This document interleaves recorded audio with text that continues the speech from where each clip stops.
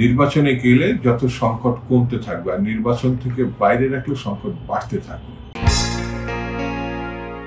একটা দলের নেতা হবে, ভালো তো, অসুবিধা নেই। তারা যখন সরকারে থাকবে তখন ধরে নেয় যে তারা নিচেরটা খাওয়ার চিন্তা আছে, উপরেরটা খাওয়ার চিন্তা আছে। রাজনৈতিক দল হিসাবে একটা স্বচ্ছতা থাকা হচ্ছে। এখন রাজনৈতিক দল গঠন করেছে, নিয়ম কানুন, সমাজের কথা, সবকিছু তাদের ভাবনা চিন্তার মধ্যে আনবে। এই গত 6 মাসের ভিতরে বেড়ে 16টা থেকে 18টা রাজনৈতিক দল তৈরি হয়েছে।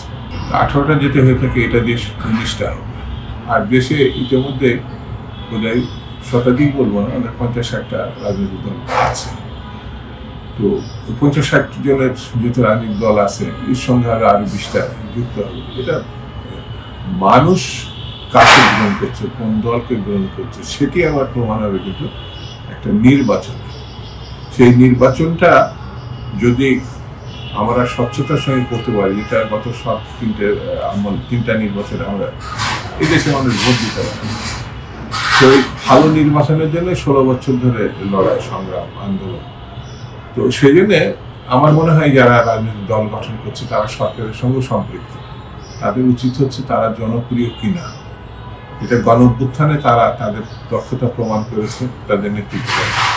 এখন নির্বাচনে তারা গ্রহণযোগ্য কিনা সেটার মুখোমুখি হওয়া। যদি সেখানে সফল হয় ভালো, আর না হলে পরে যারা হবে তারা সরকার গঠন করবে। কিন্তু ওই প্রধান কাজটা বাদ দিয়ে সফল ব্যর্থতা নির্ণয় করা কঠিন।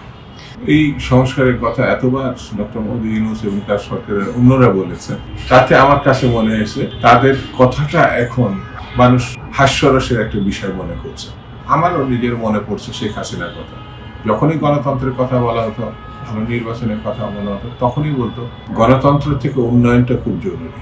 তার মানে নির্বাচনের থেকে জরুরি হচ্ছে উন্নয়ন, অল্প গণতন্ত্র বেশি উন্নয়ন, এটা শেখ হাসিনা বক্তব্য ছিল। তার মানে গণতন্ত্র না থাকলেও হয়, তার শাসন থাকতে হবে, তার ক্ষমতায় থাকতে হবে।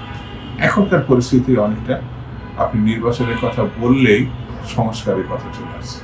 তো শেখ হাসিনা কোথায় যেন একটা দেখছি ভিডিও, তসবির টিপসে বসে যে উন্নয়ন উন্নয়ন উন্নয়ন উন্নয়ন। এখন মনে হচ্ছে সংস্কার সংস্কার সংস্কার।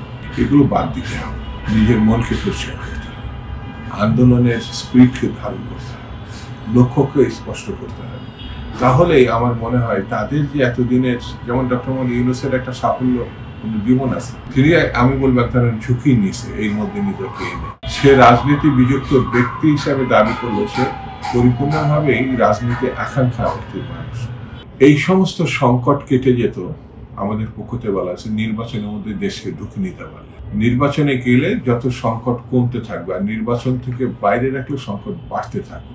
এটা আমাদের দলের পক্ষ থেকে মহাসচিব এটা স্পষ্ট করেছে। অন্য কোনো যে যোগ্য না, সেটা তো গত 6 মাসে প্রমাণ হয়েছে।